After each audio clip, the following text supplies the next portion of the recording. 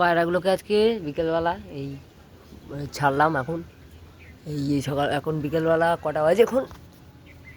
ও 3:38 সময় এই পায়রাগুলো উড়িয়ে দিয়েছি। 10 মিনিট আগে উড়িয়েছিলাম।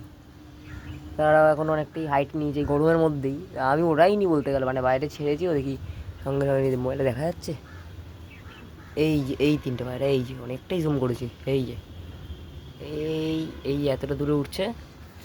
আর এদিকে আমার পায়রার ঘরটাকে খুলে নিই।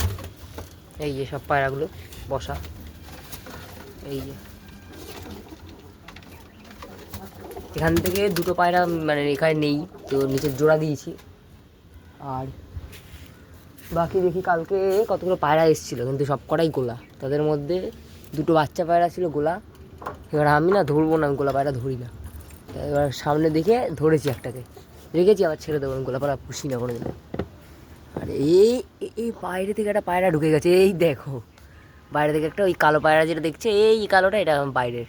দেখি আমি নামাতে পারি কিনা। পায়রাগুলোকে ছেড়ে দিই, তাহলে নেমে যাবে হয়তো। দেখো এতগুলো পায়রা, 5খানা।